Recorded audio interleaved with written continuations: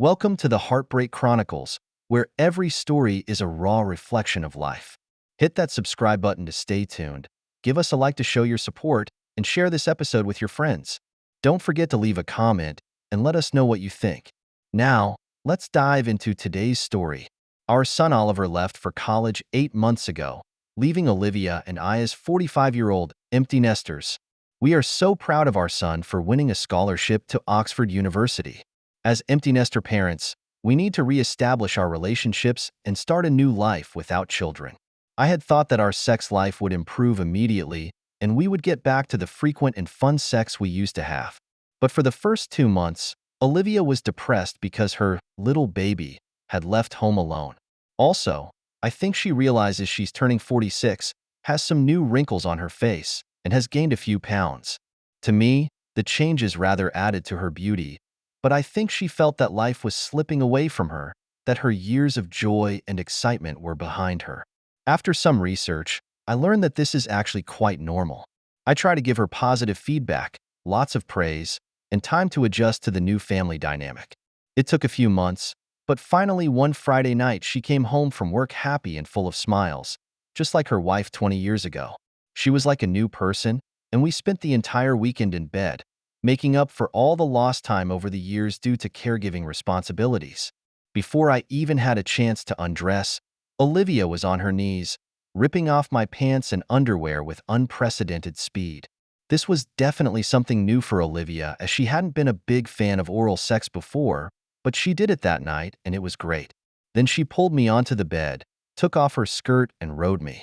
Here's another surprise. Who the hell is this woman? Aroused and hard, I buried my face between her legs and brought her to an intense orgasm. It must have been years of built-up arousal that finally erupted, because the screams she let out as she came were deafening. It was all new and exciting, but I was completely lit up. I didn't wait, because just after her screams subsided, I rode her hard for 5 minutes, culminating in another wonderful orgasm for both of us before collapsing into each other's arms. We spent most weekends in bed and our sex life was at an all-time high. The next morning, I woke up with Olivia snuggled up next to me. I smiled and said, "Good morning, sexy thing. It was an amazing night. What the hell made you this way? Whatever it is, I definitely want it to continue. I love you, baby."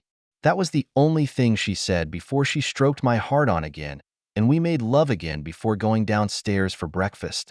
For the first time in years, I felt like our sex life was back on track, and we were about to start the next phase of our lives. But I didn't know, and later learned, that it wasn't me who ignited her sexual desire, but a man at her work. Over the past 6 weeks, he's taken an interest in Olivia, and his compliments and flirting have brought back some of her youth and confidence. This obviously helped us in bed, but it also caused some unnecessary problems over the next few months. 3 months later, everything seemed fine in our lives. Financially, we have stable jobs and feel secure. Oliver is settling in well at school. Our sex life has been great for the past 3 months, and we seem to be closer than ever. I still don't know what ignited her enhanced sexual passion, but I enjoyed every minute of it. Daily blowjobs, great sex every night. I love eating her. It's heaven. I'm glad she seems to feel the same way, and that I fulfill all her needs. I feel like a stud, able to excel at this new enhanced level of sexuality. Friday night has always been our traditional date night. Every Friday after work, we'd go to an early movie, then eat dinner, rush home, and make love until we fell asleep in each other's arms. We follow this practice to maintain a life outside the home. We both enjoyed our date night, trying to recapture some of our younger years and relive our youth. For our age, we have sex more often than our friends, and I try to keep that excitement alive. On this particular Friday night, she asked if we could go for a drink after dinner. She gave my leg a little flirtatious squeeze and gave me a "it was worth the wait" look with a mischievous smile on her face. She wanted to go to a new club she heard about from the girls at work called Hideaway, which was only a 10-minute drive from us. It's a fun club with live jazz. We had a few drinks at the bar, and Olivia was even more enthusiastic and affectionate than usual. I enjoyed her vigor and couldn't wait to take her to bed. She definitely had me in a state of arousal, and just then I felt her hand rubbing the hard-on in my pants. She smiled and kissed me gently on the lips and continued to touch me, almost bringing me to orgasm, but then stopped and continued to tease me, nibbling my earlobe and whispering nasty things in my ear. I wanted to take her right there in the bar, but just then the band stopped playing, which stopped our overt sexual advances. The band was taking a break, and I had just finished my third martini when a man I didn't recognize approached us and shouted in a low baritone voice, "Olivia, is that you? You look great tonight." A look of shock must have crossed my face because I saw my wife's expression change from a smile to a look of concern as she quickly introduced us. "Hello, Ethan. Nice to meet you." "Ethan, this is my husband, Jack." "I'm sorry," she said, giving him a hug. I felt a pang of jealousy hit me, and my instincts told me something wasn't right. Even in my drunken state, I could see the coincidences adding up. Joyous moods in the house, a new bar, a wife acting more affectionate than ever, and meeting just the right man at the same bar she wanted us to go to. I have no evidence or reason to suspect any wrongdoing, but I'm on guard now. Ethan looks to be in his early 40s, good-looking, sounds like Barry White, and I can only imagine how many women's panties got wet from hearing that sexy voice. He was friendly and a great conversationalist, and after another drink, I started to relax, thinking that maybe his presence was just a coincidence. After sitting with us for 20 minutes, the jazz band started playing again. Everything seemed fine until he asked me if I would mind letting him take my wife out dancing. She stood up and said, "Of course, he doesn't mind. Does he, dear?" Then before I could answer, she took him out on the dance floor and left me there. I was pissed off and realized it was a setup, and after watching 3 slow dances I almost left there to drive home myself. But I decided to stay and see how things would play out. As I watched, little things annoyed me, like the way Ethan put his arm around my wife a little too close. I hated it when she rested her head on his shoulder and her arms around his neck. And quite frankly, he whispered in her ear. Alarm bells went off in my head, and I realized my instincts were right. There was trouble coming. They came back and acted as if nothing had happened, and Ethan started a new conversation as if slow dancing with my wife was commonplace. Ethan raved about my wife and how much she helped him at work. When he asked me about my hobbies and what I like to do, Olivia answered too quickly for me. As if it was rehearsed, "Oh, Jack likes to watch soccer and is the biggest Manchester United fan. He never misses a game on TV." "Jack, is that right? You know, there's a playoff game tomorrow. Are you going to watch it?" "Yes, me and my friend Harry never miss a game, and we'll be in the pub enjoying their win against Liverpool." "Well, Jack man, this is your lucky day. You see, I have 2 tickets to a game I just got from one of my vendors, and since I'm not a soccer fan, I was going to give them away." He pulled out an envelope and showed me 2 tickets that said, "First floor center grounds." These are amazing seats that would normally be impossible to get, but they are there. I immediately realized what was going on in this situation. He was like the serpent in the Garden of Eden, handing Eve the apple and telling her to take a bite. I replied coldly, "Wow, those are great tickets. You should go and enjoy the game." "Not my cup of tea, old chap. I'm not going to use them, so I want you to take them and go enjoy the game. I mean, since you're Olivia's husband, I'd be honored to let you have them." My anger burned. I was fully aware of what was happening, but I took the tickets. If he calls me old buddy or old man one more time, I'm gonna rip his throat out.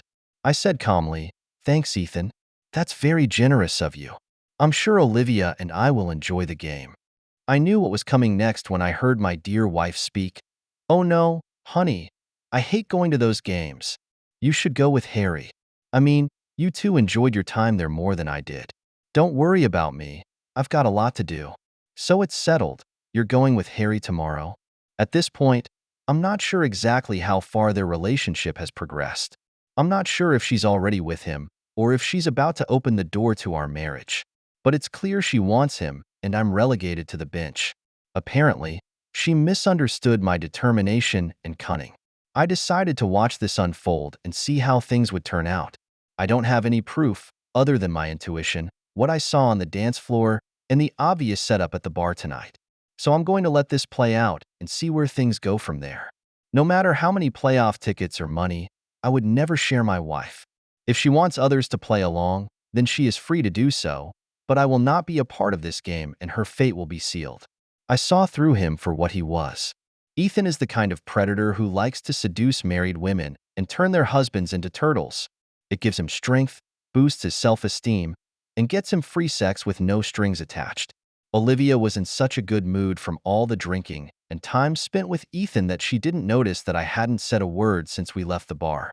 She was excited, but I was still angry, pretending to have a headache and blaming it on drinking too much. I pretended to be asleep, but felt her lying beside me, stroking herself with her fingers, unable to sleep because of the excitement of the whole night. Harry and I did go to the playoffs, although I'm not a complete idiot. Before leaving the house, I strategically placed 2 sound-activated recorders that I had purchased that morning and opened the Find Me app on Olivia's cell phone while she was in the shower. Since they all knew I'd be gone, I was sure they'd have time to get together or discuss what happened at the bar the night before. To my surprise, she didn't go anywhere while I was watching the game, and there weren't any interesting recordings on the equipment I placed. I remained vigilant, waiting for what would happen next. When I got back from the game, Olivia was dressed up and had a nice dinner for me. After an affectionate hug and kiss, she took me to the kitchen. "How was the game, honey? Did we win?" "Yes, Manchester United won 3-1. You must be happy to be watching the game from such great seats. Ethan is so nice." "Yes, it's very nice, and those seats are really great." Olivia seemed satisfied and smiled throughout the evening. To my dismay, from that day on, I kept hearing things about Ethan at work, their lunches together, how successful he was, his lake house, his travels, what a nice guy he was. I'm losing patience. Then one night she came home all excited, hugging me, kissing me, more passionate than usual. What a nice greeting. What happened? You won't believe it. You know that opera? The Lady of the Camellias? Yeah, you've been talking about it for years. What's up? Well, there's a performance at the Royal Opera House this Friday. Olivia, you know I hate opera. Do you really want to go? Yes, I want to go, but you don't have to. That's the really good news. You see, I had lunch with Ethan today, and he told me he'd just received great seats to this opera. Another vendor gave it to him, just like he gave you those soccer playoff tickets. When he heard I'd been wanting to see this opera, he gave me the tickets, but when I told him how much you hated opera and wouldn't go, he looked sad. Then he had a great idea and offered to take me to the opera of my dreams and then to a nice dinner. Isn't he sweet, honey? Very generous. What a thoughtful man. I said sarcastically, then continued, but of course, you turned him down. No. Why would I want to do that? I mean, I know you don't want to go. It's no big deal. Surely you don't mind if I go with Ethan? It's really a big problem. The big problem is that you shouldn't date another man, whether I'm home or not. That's not what a wife is supposed to do. Honestly, I'm shocked you'd even consider accepting a date. Oh God, I didn't think of it as a date. I'm sorry, you've got it all wrong. You know Ethan, he's a friend of ours. I mean, he gave you those great playoff tickets and you had a great time. He pays for all our drinks and has been a great friend to me at work. I'm sure you understand. I smiled to myself and decided to give her enough rope to hang herself and see where it led. Well, yeah, he did all that, and he seems like a nice guy. But I don't feel comfortable letting my wife go out with another man. I'd rather you didn't go than do anything stupid. But you're an adult and can make your own decisions. But you know what I want. She must have noticed my anger and resentment. Okay, honey, you don't have to worry. I understand. I didn't mean to upset you, and I'll drop the idea now. I'm sorry if I hurt your feelings. I'm feeling good. It's my wife I'm worried about. She came over and kissed me on the forehead. Don't worry your silly little head. I love you, and this was never a date. Now stop the jealousy and let's not talk about it anymore. We did stop talking, but I haven't forgotten. When she wanted to make out that night, I told her I had a headache because I was so angry and hurt about our conversation. I'm still not sure she's had sex with him, but she's starting an affair, whether she realizes it or not. I knew if I didn't stop it, there could be big trouble. If she's already had sex with him, then we're screwed.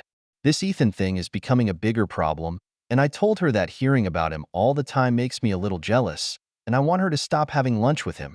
She protested and retorted, "Jack, I have refused the opera tickets as you requested, but you are being foolish.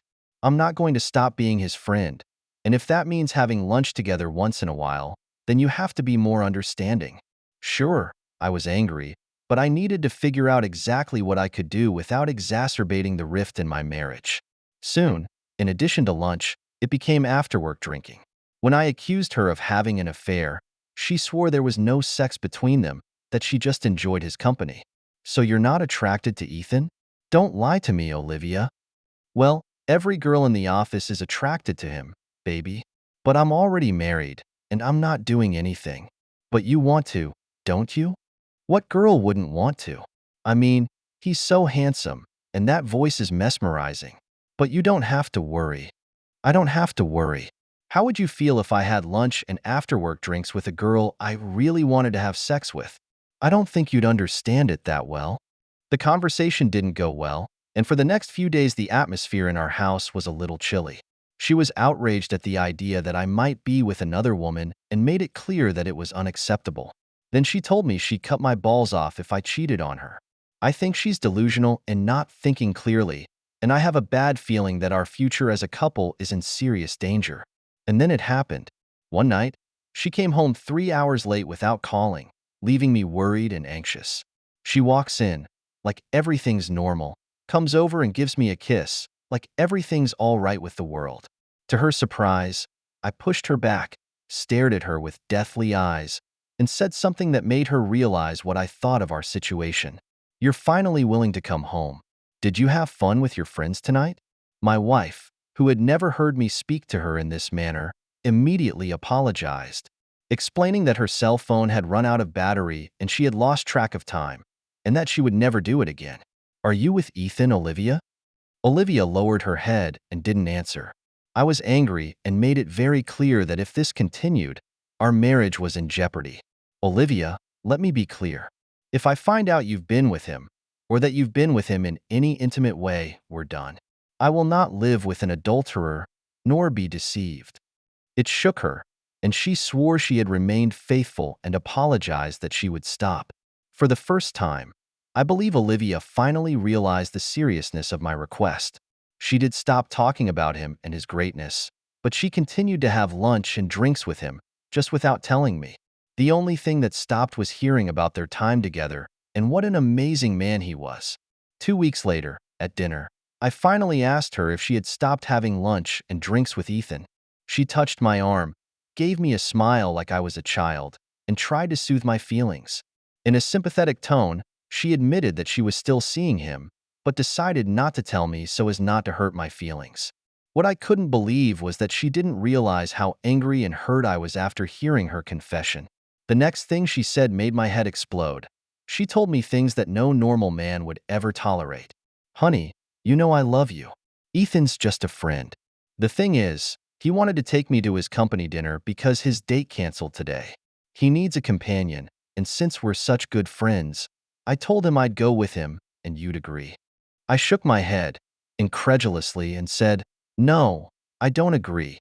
So no, you can't go with him." "Damn it, Olivia, you're still my wife, at least for now." "Jack, stop acting like a jealous old fool. He's our friend. He needs my help. If I'm going to go, you're going to have to trust me. I promise you'll be fine." "Old fool? This guy has gotten to you, and now you're calling me an old fool?" "Olivia, if you go, I promise you I won't be okay, and things won't be okay between us. I can't stop you, but the answer is no, you can't go." Obviously, there was no making out that night, and I barely spoke to her for the next week because I was so angry and frustrated with the whole Ethan situation. She seemed to understand and stopped prodding me about Ethan and the date. The day after her confession, I got a call from Ethan at work. Apparently, Olivia gave him my number, hoping he'd convince me to change my mind. She's sure to hear my anger when I come home at night. "Jack, what's up, man?" "Ethan, what a surprise. What can I do for you?" "Well, I'm calling to apologize. I'm sure Olivia told you that I asked her to help me as a companion for my corporate event. I realized this was a mistake, and I'm sorry if this has caused any problems at home." Yes, it was a real shock, and I told her how I felt. Yes, she told me. "Look, My mistake was that I should have called you first and asked your permission instead of putting Olivia in that position. This is supposed to be a man-to-man conversation." I sat there, dumbfounded. The chutzpah of this guy is unbelievable. Listening to his confident, hypnotic voice was so unreal that it made me even angrier. "So, man, let me make it up to you and set you up with anything you want. I can arrange season tickets for you at Manchester United, if you like." "Ethan, are you asking me to trade some soccer tickets for my wife? Are you trying to turn my wife to the company of merchandise? Look, I already thanked you for those tickets, and like I said, I can't buy my own soccer tickets. Now please fuck off and stop interfering in my marriage." "I'm sorry," I said, hanging up the office phone heavily. That night, I came home to a very quiet Olivia. Apparently, she had heard about our conversation and didn't know how to behave. Finally, she couldn't stand the silence. "I heard about your conversation with Ethan today. Do you really have to be so rude? You hurt his feelings." After she asked me if it was necessary to be so rude, I gave her a look that could have frozen our pond in midsummer. "Your feelings for him? It's interesting that you're more concerned about his feelings than your husband's. And why did you give him my work phone number? Do you need to be with him that badly? Maybe I should leave so you can be with your new boyfriend." She lowered her head and said, "I just want you two to be better friends. You know, so we can go out together. I'm sorry things turned out this way. I never meant to hurt anyone." "Are you crazy, woman? I don't want anything to do with him, and I told him to stop having lunch and drinks with you." This angered her, and she blurted out, "Stop acting like a jealous teenager. We've been married for 20 years. Nothing is going to happen." "I hope you're right. I hate to think I wasted the last 20 years with the wrong woman." The words seemed to shake her, and I hoped she would regain her senses. Nothing more was said that night, and certainly no sex. In fact, I started sleeping in my son's room because I was so angry at her behavior and comments that I had to be alone. Olivia was upset that I was moving to another room and spent the next few weeks trying to make amends. She says she stopped eating lunch with Ethan in an attempt to be a more loving wife. Eventually, I started sleeping in our bed again, but I still didn't want to have sex with a woman who clearly had feelings for another man. She wasn't too happy about it and tried several times to get me interested. I knew she was still seeing Ethan, and my instincts told me I had to be vigilant if I wanted to save my marriage. Sadly, I was going through my wife's cell phone texts and found the date of Ethan's event. We don't have passwords on our cell phones, and I've never peeked at her phone before, so there's no need for secrecy. Reading about her plans made me sad because I knew things were about to change between us.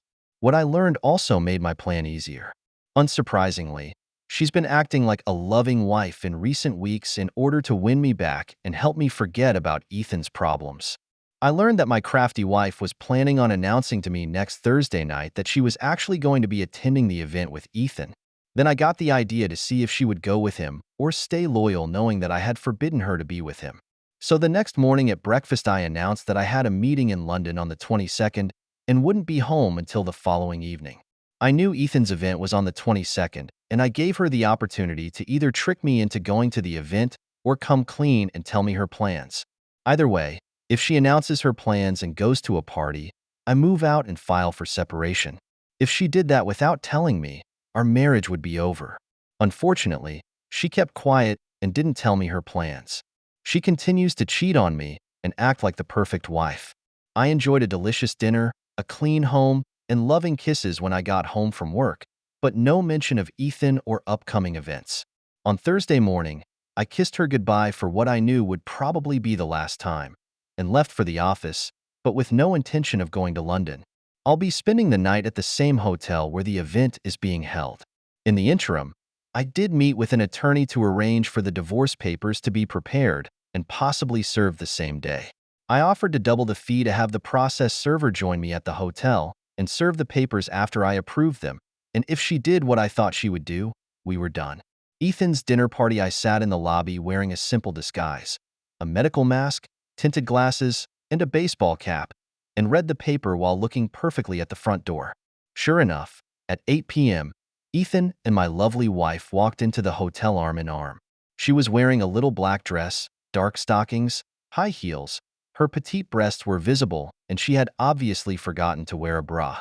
They greeted the others with smiles and celebrated joyfully, as if they were a loving couple. I fully expected them to show up, but I wasn't prepared to see them so close. Somehow I managed to control my anger and recorded the scene on my cell phone. I would later share this video with my son when I explained why his mom and I were getting a divorce. As I watched her with Ethan, I called her and watched Olivia look at her cell phone to see who was calling and then let the call go to voicemail. Watching her ignore my call and turn her attention back to Ethan felt like someone had reached into my chest and ripped out my heart. All my love and years of devotion to Olivia washed away in that moment. I felt tears welling up in my eyes, but somehow I was able to contain them and leave her a few messages in a futile attempt to salvage what little we had left. Honey, it's 8 p.m.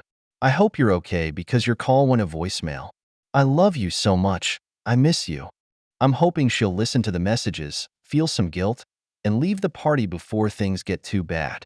There's still a chance if she leaves the party or calls me to come clean. She didn't even listen to the messages that night. I hovered around the dinner area and watched them from a distance. It was obvious that she was closer to him than she admitted because they acted like a couple throughout the dinner. I carefully hid in the shadows, and around 10 p.m., after a few dances and some kissing, it was clear they were ready to leave the dinner. I already knew from a text message that he had a room at the hotel, and the £100 I gave the waiter got me the room number. 12:46 p.m. Kim, the delivery man, arrived on time. We reviewed my program at 10 p.m.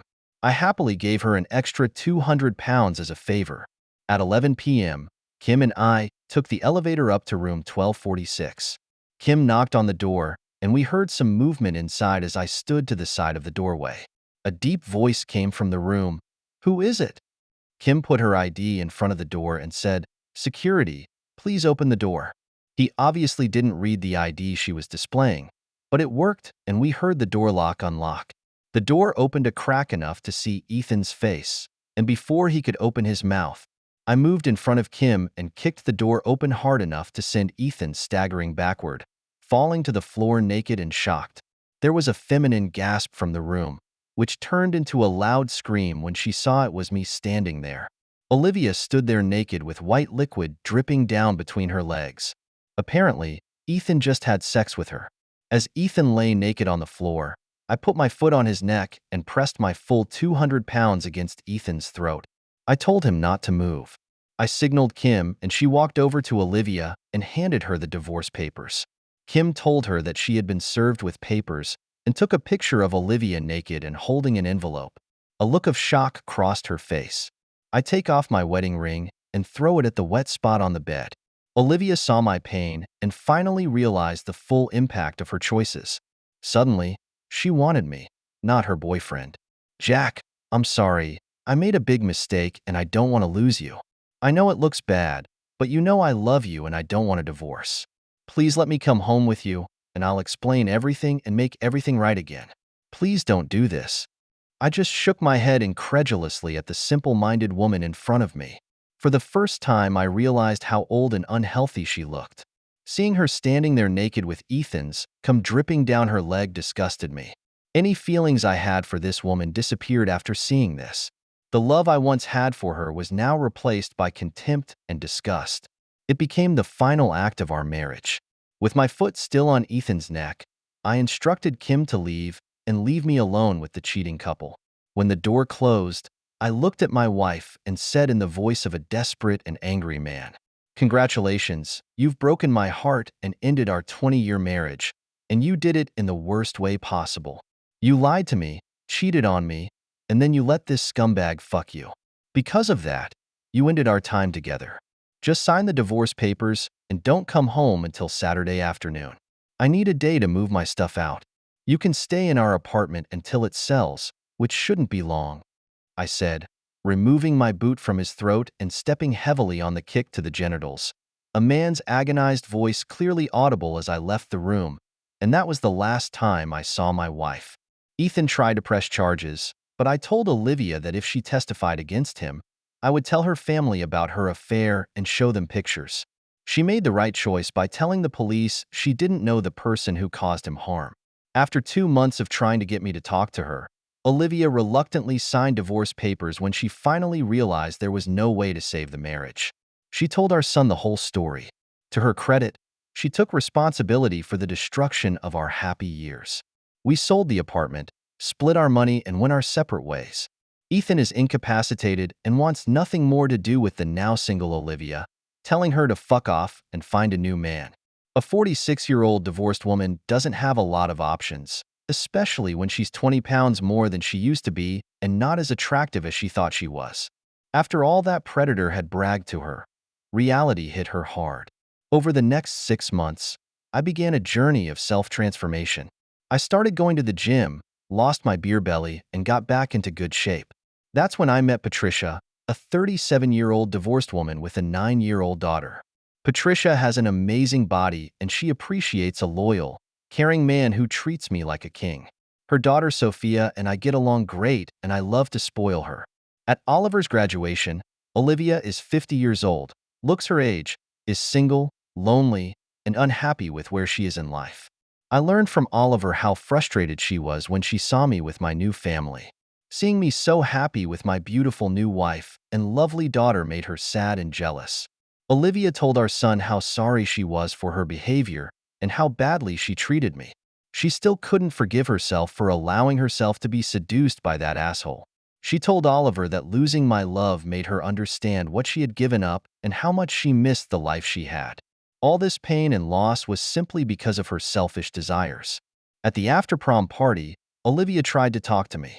Her eyes were full of remorse and sadness, but I no longer felt anything for her. Jack, I know this is probably pointless, but I'm really sorry. I regret my stupid decisions every day.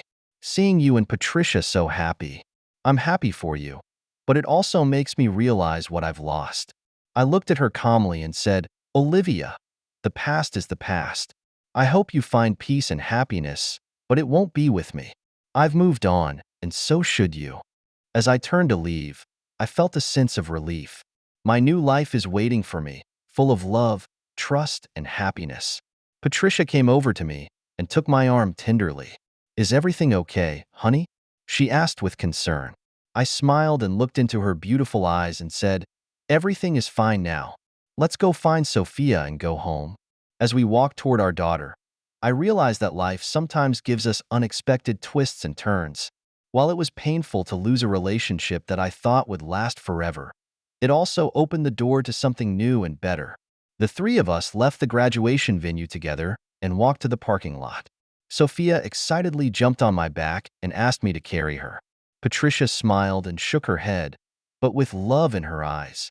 It was at that moment that I knew I had found my true family, a family built on trust, respect, and true love. As we drove back home, I thought about the journey. From a betrayed husband to a rejuvenated man who has found true happiness. I look at Patricia, who is smiling softly, and then through the rearview mirror I see Sophia sleeping peacefully in the back seat. I felt a warmth come over me. Yes, lost love brings pain, but it also paves the way for finding true love. Now, I finally understand that sometimes we have to experience loss in order to find what is truly ours. When we arrived home, I gently carried Sophia to bed and tucked her in. Patricia stood in the doorway, watching the scene with tears glistening in her eyes. You're an amazing father, Jack, she whispered, and we're all lucky to have you. I walked towards her and took her into my arms. No, I said, it's me who's the lucky one. We smiled at each other and kissed gently. That's what happiness feels like, I guess. This is what true love should look like. That night, lying in bed with Patricia snuggled in my arms, I thought back to all the events of the past few years. Pain, betrayal, anger, but ultimately healing and rebirth. I realized that every experience, good or bad, has shaped the person I am now, made me a better person, a better partner, a better father. I gently kissed Patricia's forehead as she smiles in her sleep.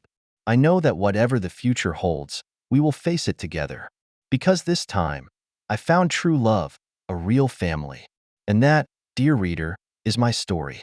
A story of loss and regain, of betrayal and redemption. But most of all, this is a story of hope. No matter what life throws at you, there is always a new beginning waiting for you. You just need the courage to go after it. In closing, I will say this. Cherish those you love, but remember to love yourself as well. Because only when you truly love yourself can you give and receive true love. Thank you for taking the time to listen to today's story. If you enjoyed it, please like and subscribe if you haven't already. If you have a story to share about your own or someone else's experience, please feel free to contact me. Take care.